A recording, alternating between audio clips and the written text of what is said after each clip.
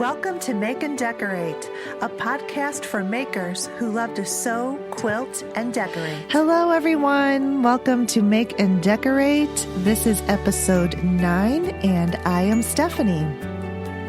This episode is a little bit different, and if you've noticed, it's coming in between the regular episode weeks. I normally publish every other week, and I'm trying something a little bit different in the in-between weeks, at least for right now. I'm going to do these little mini episodes in the in-between weeks with things that are a little bit more, I don't know, you could call it time sensitive, if I have the content to share, then I'm going to do it. So you can let me know if you like it, and stay in touch. And as always, I like to encourage you to subscribe to the podcast, rate and review. Those always help. And if you take the time to do that, I really, really appreciate it. What else? Oh, yes. And check out my website for the show notes at stephaniesochadesign.com, and also my YouTube channel on YouTube. That's at Stephanie Socha. All right, so let's get into this mini-sode today, which is just talking about things that have been going on around here. A couple of weeks ago, I had my 10-year-old niece, Ava, and she was the guest on my podcast a couple episodes, and she came up for the weekend, and I got her for a little part of that weekend, but she was going to record another episode, but when she came, she kind of had this cold and was sort of under the weather. So we just, first of all, didn't have time to do it. And secondly, I was kind of more concerned of making sure she got adequate rest. And then I got her cold after she left. Thank goodness it wasn't a real terrible one, so it didn't last too long. But anyway, I do want to talk about one of the projects that we worked on, and we made a quarter zip fleece for her. I tried it's a kids fleece pattern from 5 out of 4 patterns. I'll put the link in the show notes. And, I've talked about this pattern, company before. It's an independent pattern company, and, she's a mother and, does this business while taking care of her family, and I really like it. I like her, and I love, she's got a Facebook group, and everyone in there is very supportive and nice, which is what you would like in a Facebook group. You can ask questions and not be afraid of, what people will respond with. I've made fleece clothing in the past, but it's been a couple, 3, 4 years. And I've made full zip fleece jackets, especially my husband likes those, so I've made a couple for him. This one is a quarter zip fleece, and where the zipper is just kind of at the neck part, and it goes down, maybe 7 to 9 inches. And I thought, this is not going to be that hard, and we'll be able to, go zip through it and get it done. And for the most part, that was the case. It was the zipper and where the zipper and the collar met together. That was difficult. The technique was a little bit different than I had worked with before. And sometimes when the technique is different from what you're used to, you get all turned around, upside down, and every which way. I had to work on that part on my own, and which worked out fine because Ava likes to work on her own things in her free sew time. So I was furiously trying to get that part done. Because I wanted her to be able to take it home and have, a completed thing. to where I did not want this to carry on because I don't know when the next time she'll be in town. Well, I do now, but I didn't know at the time that they should be back around Thanksgiving weekend.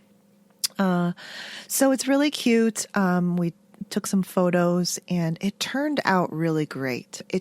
I kind of just sort of fumbled through that zipper part, and it's funny because it's just one little part that can really like just bring everything to a halt.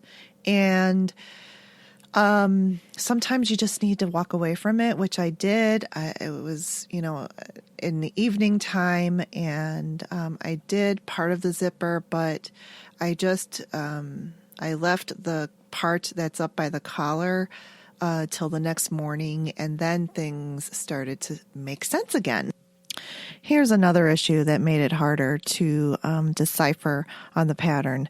I printed it out in black and white and being frugal with my ink, but I just re-looked at this pattern now again, and everything is in full color.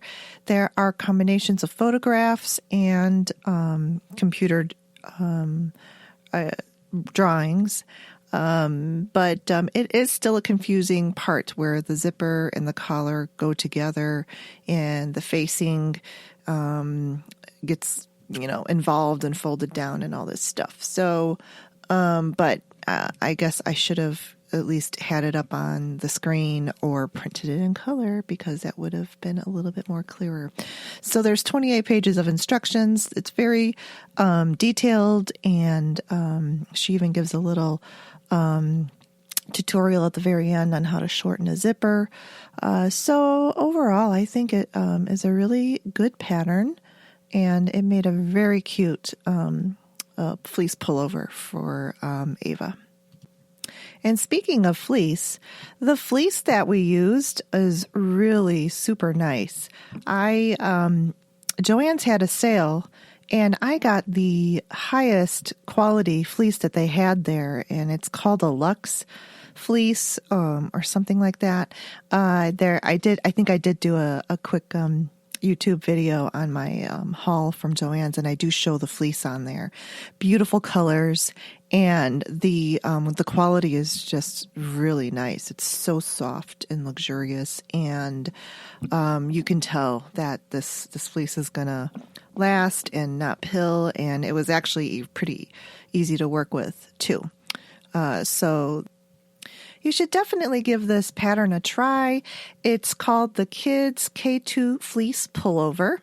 If you are used to sewing clothing all the time, this project will be a just simple piece of cake for you, and you'll probably get it done in, a day.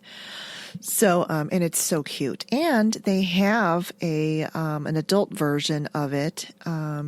And I also got that pattern. So hopefully I'll get time in the upcoming weeks to make a fleece for myself.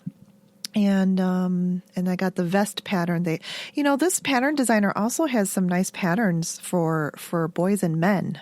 So I got the vest pattern for men for my husband, and it's really sharp looking. And the other thing I like about this pattern designer is that she includes, a couple different options and ideas, and there is a plethora of photographs of these pieces with all these different options done on them. For instance, on the vest, you can do an option where you bind it on the arms.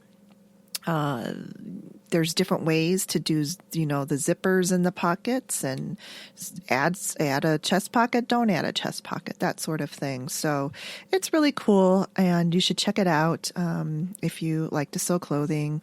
And the good thing about the fleece is that it's unlined, so it can be fairly a quick project to complete. So things are going well with our little sewing weekend, except that, and normally the parts that, Ava brings her machine and she sews on it, and the parts of the project where, she's working on it, she sews on her machine, and I'll sew on my machine, other parts, or if we're sharing parts. But we ended up having to use her machine for most of this fleece project because fleece is a knit, stretchy fabric, and you need to use either a stretch stitch or a zigzag. And I even did use my serger for some parts of it. And my cover stitch came in handy for hemming the sleeves and the bottom of the fleece. The fleece can get a little thick, and I was going to help her on some of the more tricky parts where, the layers were kind of adding up. And when I took it to my machine, I turned it on and nothing happened. My Bernina 820, I've only had it for 2 years. However, it is a pre-loved used machine, but it had just been working perfectly 2 days prior to this. So I tried not to panic in front of my niece and, really just couldn't deal with it at that point in time because I had her, and I already knew that was going to be a whole separate rabbit trail to go down. And so we just had to finish out our weekend. So I actually used her machine on the parts that I needed to use, like that stretch stitch, zigzag stitch.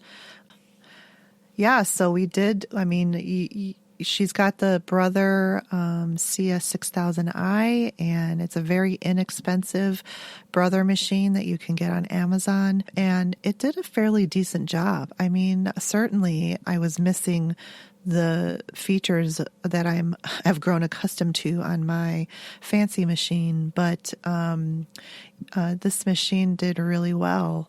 There, some of the real thicker, the thick parts where the fabric doubles up and stuff, you have to slow down and, take it slower than you would on some of the heavier duty machines. But, it did the job, and we needed it because my machine wasn't working. I have the straight stitch machine, but that doesn't help in a knit project. But thank goodness I had my serger to work on some of the other parts. I could have pulled out my backup machine, but her machine was perfectly good to use. So that leads us into the next topic, which is the demise of my beloved Bernina 820. So this is being published on Thursday, November 1st. And this debacle with my Bernina started. I noticed it on the weekend of the 20th. So all of last week, so basically, we finished a nice weekend with my niece, and then we did pumpkin carving with her brother and sister and mom and my parents at my parents' house. And then Monday started the work week, and Tuesday morning I brought my Bernina into the repair shop. I did some reading up on it in some of the other Bernina Facebook groups and online and on YouTube. I was worried about it, but I did not know. I did not know what was, before me last week at all in regards to this machine. So I was expecting an expensive repair to a certain extent, and I really was hoping that just a wire was loose inside that just needed to be reconnected, because that's what a few people said happened with theirs. So that's really what I was anticipating. And I mean, we went back and forth over the next couple of days, and the tech had opened the front of the machine, and he says it doesn't look good, but I'm going to be positive. So he says I'm going to, try to replace the flat wire. The flat wire looks pretty burnt and fried. So hopefully that will do it, but he's like, but still the screen, he was trying to be positive, but I think he knew deep down inside that it probably was still not going to make the LCD screen work. So anyway, he did try it. It didn't work. And so then we had to go to the route of, this was going to have to be sent in to the Bernina technicians. Oh boy, it just kept getting uglier and uglier and worse. The things I had to consider were, this is an old discontinued model and not highly supported anymore. The parts for this are, probably near extinction, and there's no warranty. So any work that would have to be done by Bernina technicians is at my cost and fully and expensive. It could be as expensive as buying another 820. So, it was, all of this was like spinning around like a vortex of pain and heartache. So all of this is happening throughout last week, and I guess I'm just like absorbing this while also being in a state of shock and disbelief and can't believe this is happening. And then just kind of thinking back to how this happened, and when he said that the wire looked burned, immediately I thought about, I think there was a power surge, because a power outage. My printer on my desk was blinking that it had not been turned off properly. We did have some heavy rains and storms, the previous week. So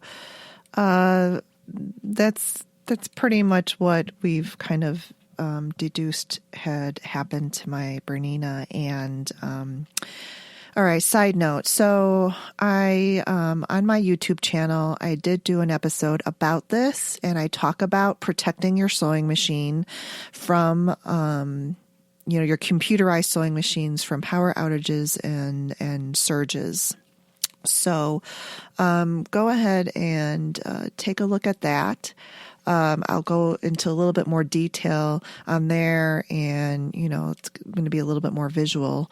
Plus I do an unboxing, because I'm just going to kind of like end this, what is a very long story with, the local Bernina dealer shop that this sewing technician, also works out of a couple days a week. They happened to have some trade-in Bernina 780 machines. And so one of them, I guess they only had two of them. One of them sold on Monday, and there was one left. So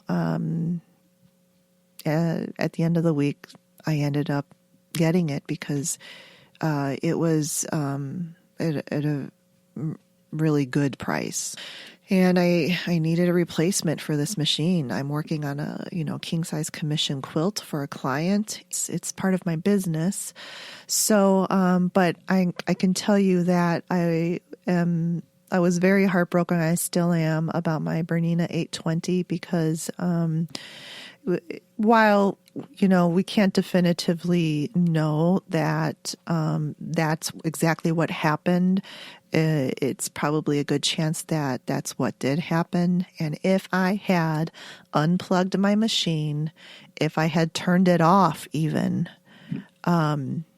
it probably would still be working perfectly fine today. So I had to deal with that guilt that when something like that can be avoided and it's your fault, I don't know. I just take it myself really hard and was very critical of myself, and was just sick about it. It was just a really rough week for me last week, and very emotional. This was the very first time that I did not want to buy a new machine. I was fighting it. I was really, this is really bad when my husband is the one saying, you might as well get that machine, because there's nothing that can be done with the other one. The other one's toast. And he knows the going rates of these machines. And now that this whole thing is over, I can really appreciate the the luck that I had that this local dealer had the Bernina 780 model available for me to purchase at a used price with a brand new warranty. So yeah, that's pretty lucky, and I'm really appreciative of that. Plus, I had the Bernina technician there and the owner of the quilt shop there while I tested this machine out. They answered all of my questions, showed me the sewing hours total on the machine, which was pretty low. There was, I think the owner of this machine did more embroidery than they did sewing. So the machine works very well. And I know that because the quilt shop is, sold it with a full warranty as brand new, that they're willing to stand behind it. And that also helps confidence in the purchase. All right.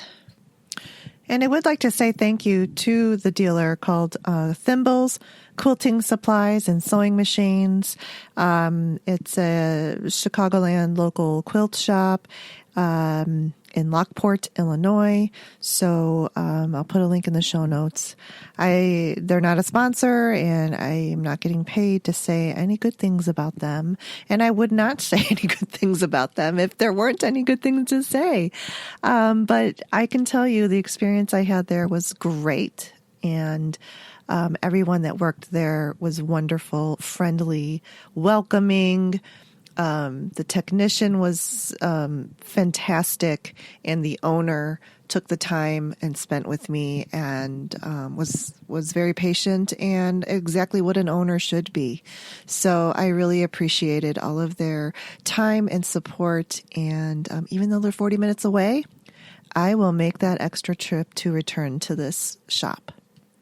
Okay, so let's move on to pumpkin carving with a hot knife.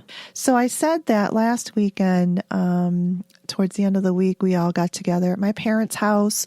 My sister and her 3 kids, they had their pumpkins, and I brought actually some of the foam pumpkins that I got, and I got a new toy, which is a hot knife. I had never heard of a hot knife before until I started to, look at some YouTube videos on carving foam pumpkins. So I just thought that you could use like maybe a serrated knife or something like that to carve the foam pumpkins. And you probably still could. But you wouldn't get as clean of a cut and as easy of a cut as you would with one of these hot knives. So I ordered one from Amazon. It was, and I got like the cheapest one. It was $17, I think. And basically this hot knife, all it is an X-Acto knife that is attached to a heating element. To me, it reminds me of a curling iron with an X-Acto blade at the tip. So, and the heating element just gets the blade hot. And so that hot blade can more easily slice and sort of melt through the craft foam. So it does get hot, so you have to be careful. And with the littler kids around, I had a really tall, like a ceramic coffee cup that I had put the hot knife into when I was resting it, so that no little fingers could accidentally touch it. So that was a good thing. But it worked pretty well. It took a little bit to get used to it, but once it got going, it was actually really fun. So a hot knife on the foam pumpkins works really great. So I recommend it, and you don't have to get the super fancy ones. You can just get the cheapest one and do some cool things with it. So the pumpkin I made is, I made a duplicate of my owl pumpkin that I had carved, the previous couple of weeks, out of a real pumpkin, because that pumpkin within a week just molded and got gross. So I was sad because my little artwork was just like done. We had to throw it out. So then I thought, well, you know what? I am going to do the exact same design on my craft foam pumpkin. The pumpkin that I used is a white one. So the real pumpkin was orange, and the owl has a design where you glue pumpkin seeds around the eyes, and you glue pumpkin seeds on the sides in the shape of feathers. It's really cute. I got the idea off of Pinterest. So, and then this white pumpkin, though, the white pumpkin seeds would just blend in. So I needed to do something to make them stand out a little bit more. So I brought my craft paint, the little acrylics, and I had a metallic, like an aged gold color, and it looks really cool. So I sat there painting my little pumpkin seeds, and I think, my couple of brothers were there too, and they were like, "You're painting every pumpkin seed to put on there, and then you glue the pumpkin seeds on?" And I said, "Yes, I am. This is my art, so leave me alone." But then once I had it all painted and glued on, everybody was all like, "Ooh, that looks nice." And it sure does. So a white pumpkin with metallic gold, aged gold feathers, aka pumpkin seeds, looks awesome. So take a look at the picture in my show notes for that. And that will do it for this mini-sode of Make and Decorate. Like I said, please subscribe and rate and review and check out my YouTube channel. I look forward to hearing from you. And until next week, be cool and stay in school. I have no idea why I just said that. I need to get like a little ending phrase, I keep changing it up. I used to say, get your sewing machines out and sew something this week, which actually sounds good to me. So do that. Get your sewing machines out and sew something this week. Bye-bye. Thanks for listening to the Make and Decorate podcast with Stephanie Socha Design. Come find me on my website at stephaniesochadesign.com and check out the show notes page. Post your comments, send me an email, let me know what you're up to and what questions you might have. I'd really love to hear from you. Toodles, until next time.